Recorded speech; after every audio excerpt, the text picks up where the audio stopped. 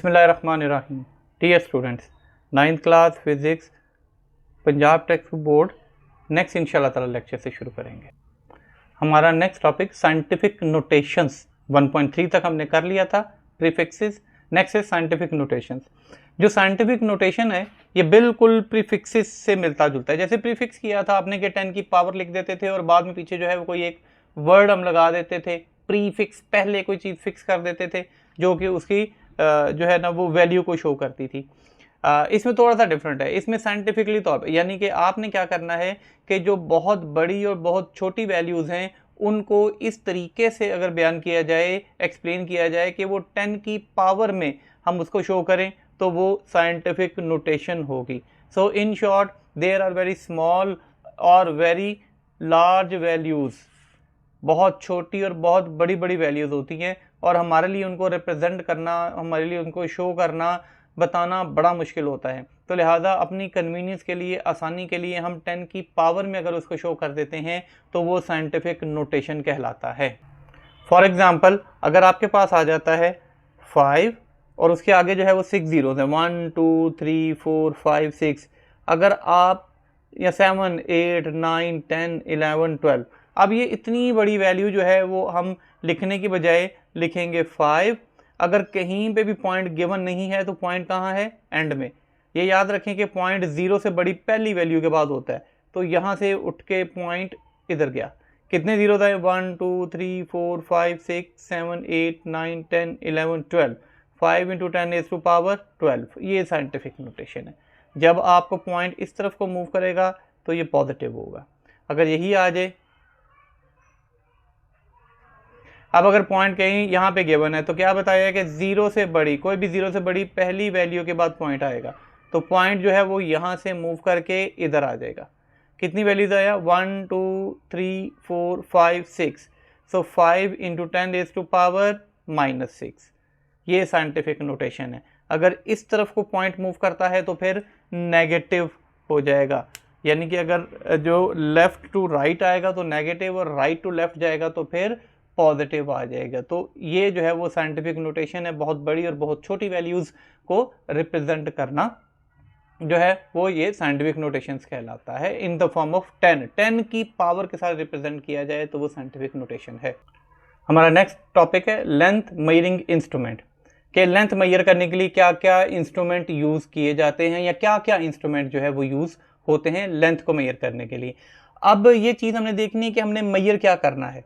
For example अगर आपने अपनी कॉपी पे एक लाइन ड्रॉ करनी है तो आप सिंपल स्केल यूज़ करेंगे जो आप स्कूल में यूज़ करते हैं। इसके बाद अगर हमें थोड़ी सी बड़ी लेंथ जो है ना वो जो मेजर करनी है, जैसे कि लेबॉर्ट्री में हमें जो है वो अप टू फ्यू मीटर्स कई चीज़ों की मेजरमेंट लेनी पड़ती है, तो उसके लिए जो है वो मीटर रूल जो है वो इस्तेमाल किया जाता है। ये भी स्केल की तरह ही होता है लेकिन बड़ा होता है। ठीक है, स्केल तो सिर्फ जो होता है वो फ्यू इंचेस या सेंटीमीटर तक होता है, तो ये काफ़ी बड़ा 100 cm तक जो है ना वो होता है। तो लिहाजा ये कुछ बड़ी जो वैल्यूज़ हैं, लेंथ्स हैं, थोड़ी सी उनको मेजर करने के लिए इस्तेमाल किया जाता है। देखिए, length is generally measured using a metre rule in the laboratory. The smallest division of scale is 1 millimetre. Metre rule के ऊपर जो स्मॉलेस्ट स्केल मेजरमेंट होती है वो 1 मिलीमीटर, मतलब कि ये 1 मिलीमीटर से छोटी वैल्यू मेजर नहीं कर सकता।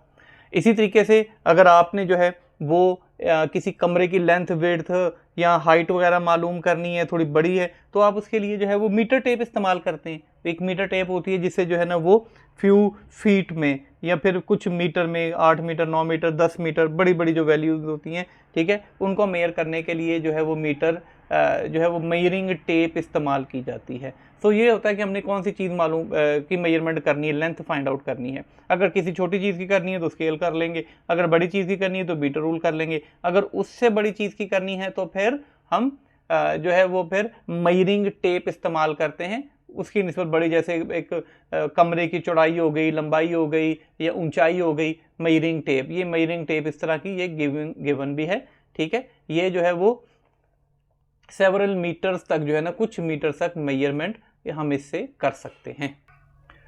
अब ये तो हमने जो चीज़ें थी मेजरमेंट थोड़ी बड़ी थी। अगर हमने बहुत छोटी जो है वो डिवीजन जो है वो मेजरमेंट लेनी है, यानी कि कोई भी एक बहुत छोटी मेजरमेंट है, जैसा कि अगर आपका जो मार्कर का जो कैप है वो, या पेंसिल जो है हम पूछते हैं कि उसके डायमीटर कितना है, बहुत छोटी छोटी जो चीज़ें हैं, ये तो ना तो हम जो है वो मेजरिंग सिलेंडर उससे मीटर रूलर से कर सकते हैं, ना स्केल से, ना मेजरिंग टेप से, किसी चीज़ से भी फाइंड आउट नहीं हो सकता। इनके लिए स्पेशल इंस्ट्रूमेंट्स होते हैं, जिसमें से एक वर्नियर कैलिपर है। वर्नियर कैलिपर जो है ये तकरीबन 1/10 ऑफ अ मिलीमीटर, यानी कि 1 मिलीमीटर के 10वें हिस्से तक छोटी चीज़ को मालूम कर सकता है। 1/10 ऑफ अ मिलीमीटर, यानी कि बहुत छोटी छोटी जो है ना वो चीज़ों को भी मैयर इससे किया जा सकता है।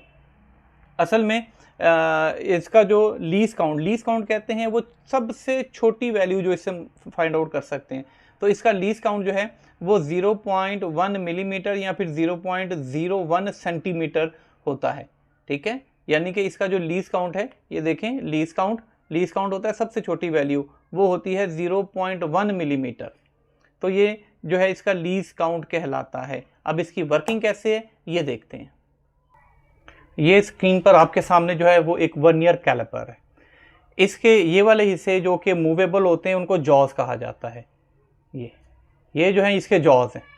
ये एक्सटर्नल डायमीटर के लिए और ये इंटरनल डायमीटर वगैरह के लिए यूज़ किया जाता है। इसके ऊपर देखें 2 स्केल हैं, ये स्लाइडिंग होता है इसका। ये जो है इसका मेन स्केल होता है, ये इसके ऊपर मेन स्केल है, जिसके ऊपर 0, 1, 0.5, 1, 2, 3 ये सारी रीडिंग्स होती हैं।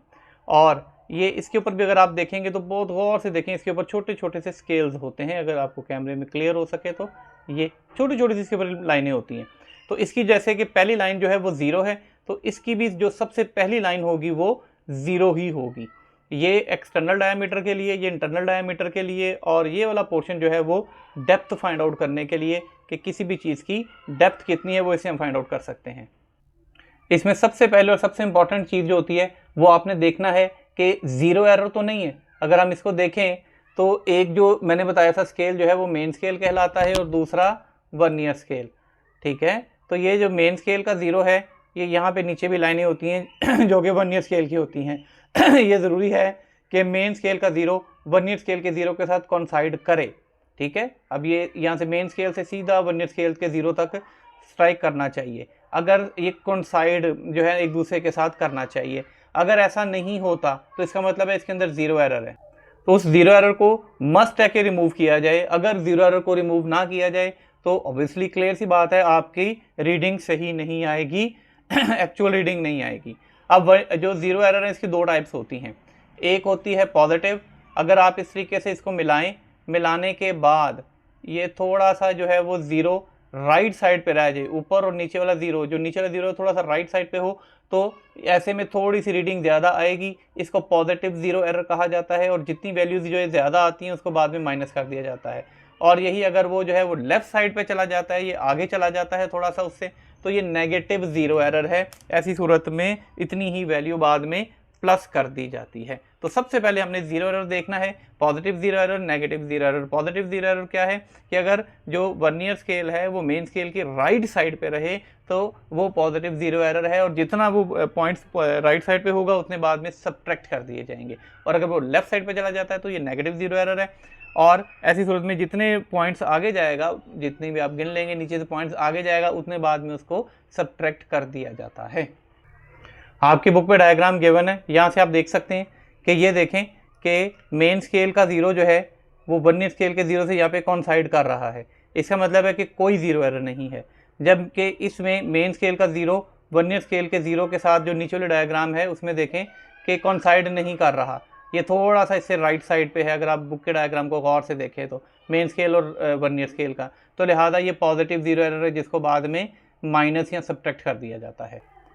अगर हमने जो है अगर इसका आउटर डायमीटर फाइंड आउट करना है तो ऐसे इसको इसकी जॉज के अंदर रखा जाता है।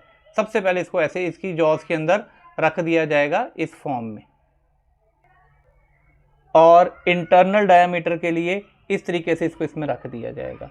तो इस तरीके से करके हम पहले इसकी सेटिंग कर लेते होते हैं।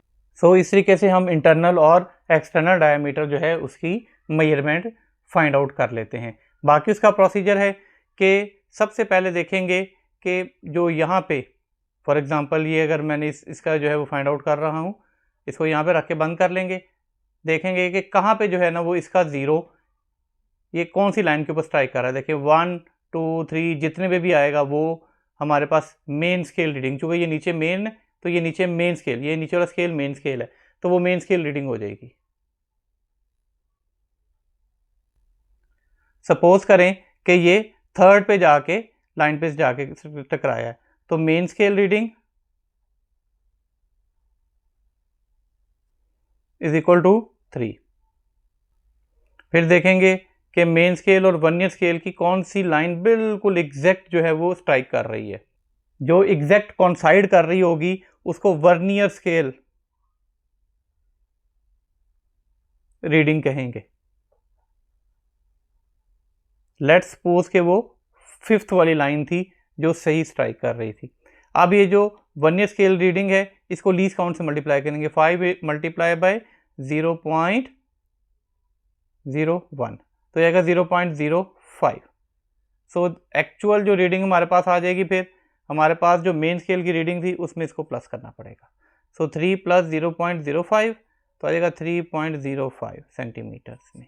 ये हमारे पास जो है इसकी रीडिंग आ जाएगी। इस तरीके से इसको मेजर किया जाता है। ये मैंने इसलिए एक्सपेरिमेंटली आपको शो कर दिया दिखा के, ताकि ज़्यादा आपके लिए कन्वीनियंट हो समझने में। Next one topic is micrometer screw gauge. अब माइक्रोमीटर स्क्रू गेज ये उससे भी ज़्यादा प्रिसाइज होता है, यानी कि अगर आपने उससे भी किसी छोटी चीज़ को मेजर करना है, फॉर एग्जांपल अगर आप कॉमन पेन जो है, कॉमन पेन होती है या कोई एक छोटी सी वायर होती है, आप चाहते हैं कि उस वायर का डायमीटर फाइंड आउट कर लें, तो वो भी आप माइक्रोमीटर स्क्रू गेज से जो है वो फाइंड आउट कर सकते हैं। जैसा कि नाम से जाहिर है माइक्रोमीटर, तो ये उससे भी ज़्यादा छोटी माइक्रोज में जो है ना वो मेजरमेंट जो है इससे फाइंड आउट की जा सकती है। अब माइक्रोमीटर स्क्रू गेज जो है इसका लीस्ट काउंट वो उससे भी कम होता है, वर्नियर कैलिपर से भी कम। ये 0.01 मिलीमीटर या फिर 0.001 सेंटीमीटर होता है, यानी ये उससे भी ज़्यादा प्रिसाइज होता है। ये वर्नियर के माइक्रोमीटर स्क्रू गेज है।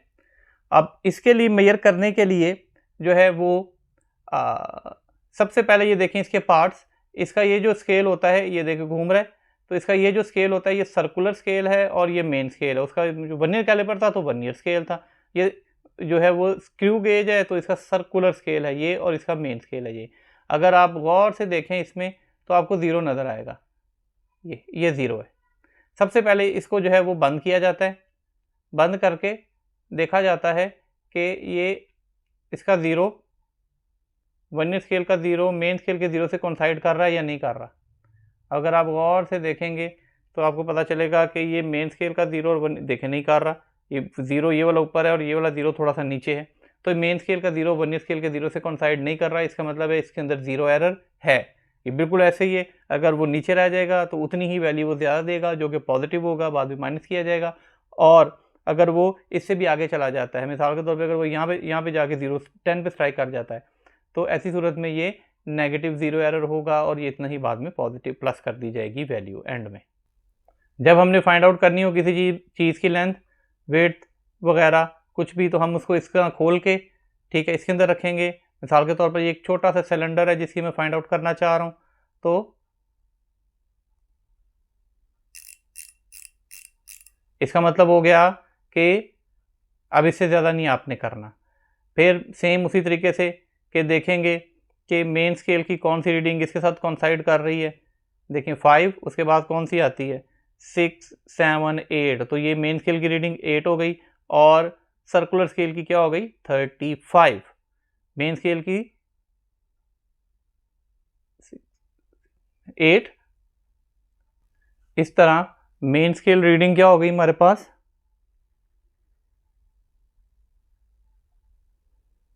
8 और सर्कुलर स्केल आया था 35। अब इसका लीस्ट काउंट क्या था, लीस्ट काउंट इसका क्या था हमारे पास, वो था 0.001।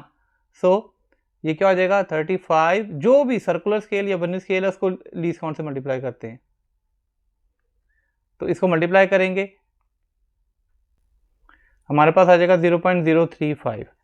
तो जो टोटल रीडिंग आएगी वही वाली बात, मेन स्केल के साथ सर्कुलर स्केल को ऐड कर देंगे, 8 + 0.035 तो आ जाएगा 8.035 सेंटीमीटर्स में हमारी इस पूरे जो हमारे पास सिलेंडर था उसका लेंथ आ गई है। ठीक है, अगर हम इसको लेंथ वाइज फाइंड आउट करते हैं या फिर हम डायमीटर करते हैं तो इस तरीके से हम यूज़ करके जो है ना वो छोटी से छोटी चीज़ों की भी हम मेजरमेंट ले सकते हैं।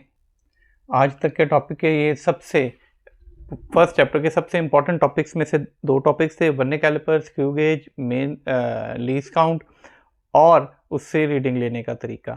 स्टिल अगर आपको कन्फ्यूजन है तो आप कमेंट सेक्शन में जाएं, कमेंट करें, क्वेश्चंस पूछें, इंशाल्लाह ताला मैं उनको ज़रूर रिप्लाई करूँगा। Thank you.